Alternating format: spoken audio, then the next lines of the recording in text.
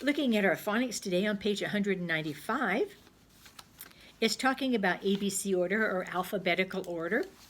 And you probably don't really need me for any of this.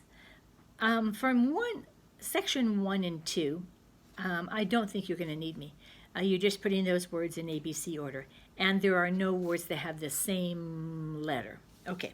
Number 3 gets a little bit harder because now all these words begin with B. So you got bicycle and bat and bubbles and block and boat and break. So you have to look at the second letters to figure out who goes first. But they didn't make it very hard. So you can do that without me. And for number 4, everything begins with a CH. So you have to look at the third letters, which is E, O, R, A, I, and U. And you put those letters in ABC order. And this isn't where it gets tricky. There is a tricky part to ABC order, but today's work is not it. Today's work is kind of easy peasy sneezy, and you'll be done with it in no time. Write your words there. Don't forget that in section 2, they all begin with a capital letter because they're names of people, so don't forget that part. Other than that, the rest is pretty easy.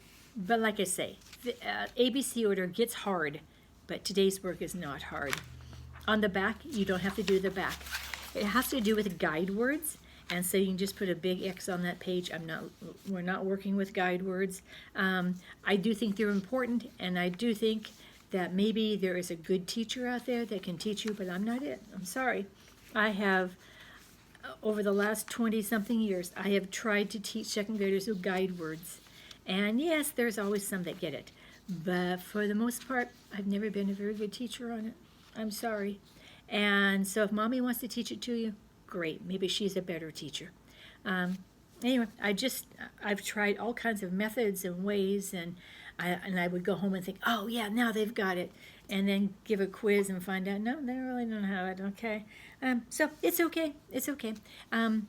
You'll have Mrs. Hedden in the fall or someone else, and maybe they'll do a better job than Mrs. Harper in teaching you about guide words. Sorry. Anyway, but ask Mommy and Daddy if you have a dictionary at your house. That's also awesome. What I've noticed in my house, Spencer doesn't even own a dictionary. It's not today's world. Today's world, people don't own dictionaries. They look up everything on their phones. That's it.